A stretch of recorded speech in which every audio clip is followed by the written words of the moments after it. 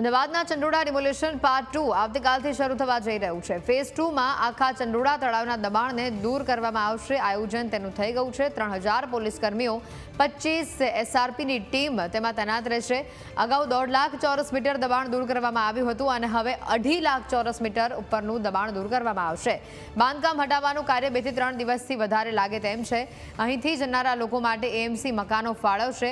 આ સાથે જ અત્યાર સુધી 200થી વધુ લોકો ડિપોર્ટ કરવામાં આવ્યા હોવાની માહિતી છે। આ વર્ષમાં 250 બાંગ્લાદેશીઓ પકડાયા છે, જેમાંથી 207 ચંડોળા તળાવની આસપાસ જ રહેતા હતા અને તે લોકોને ઝડપી લેવામાં આવ્યા છે।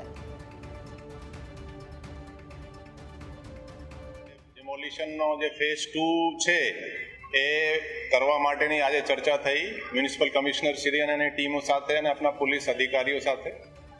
આવતીકાલથી 20 મઈથી આ ફેઝ 2 શરૂ થશે। અગાઉ 29 અને 30 એપ્રિલે ફેઝ 1 થયા હતા। આ તમે જુઓ, ચંડોળા તળાવ જે છે ઘણા ટાઈમથી બાંગ્લાદેશીઓના એવું ઠેકાણો જેવો બની ગયો હતો।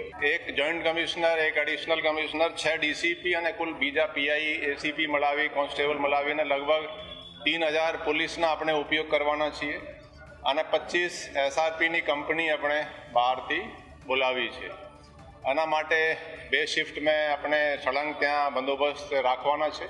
પોલીસ આના માટે તમામ તૈયારીઓ કરી લીધી છે। ડ્રોનનો પણ ઉપયોગ કરવાના છે અને અમે અપેક્ષા છે કે બહુ શાંતિથી આ બધા ચંડોળા તળાવના જે એરિયા છે, જે એન્ક્રોચ કરેલા છે, એ ક્લિયર થઈ જશે। લાસ્ટ જે આપણે ફર્સ્ટ ફેઝમાં લગભગ 1.5 લાખ સ્ક્વેર મીટરના એરિયા ક્લિયર થયા હતા અને આ ફેઝમાં લગભગ 2.5 લાખ જેટલા અઢી લાખ સ્ક્વેર મીટરના એરિયા આ સેકન્ડ ફેઝમાં આ ક્લિયર થશે।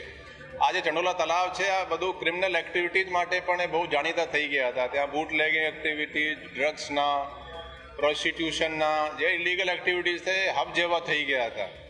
એના પણ એક અફસોસજનક છે કે આવા પ્રવૃત્તિઓ હવે આપણે બહુ ગંભીરતાથી લઈને ડ્રાઈવ ચલાવી રહ્યા છીએ અને આ એરિયાને આવું બાંગ્લાદેશીઓથી અને ઇલીગલ એક્ટિવિટીઝથી આ ક્લિયર થઈ જશે। જે અહીંયાથી જે ડિમોલિશનના જે લોગો ડિસ્પ્લેસ થશે એના માટે ઓલરેડી અમદાવાદ મ્યુનિસિપલ કોર્પોરેશન દ્વારા રિહેબિલિટેશનના એનાઉન્સમેન્ટ થઈ ગયા છે અને નિયમ પ્રમાણે એ લોકોને કંઈ કોઈ મકાનો ફાળવાના છે કે જે રાહત આપવાની છે એ મ્યુનિસિપલ કોર્પોરેશન તરફથી સરકારના નિયમો મુજબ કરવામાં આવી રહી છે અને જે કંઈ બીજી જગ્યાએ દબાણ થશે તો એ પણ ડિમોલિશ તો કોર્પોરેશન કરશે જ।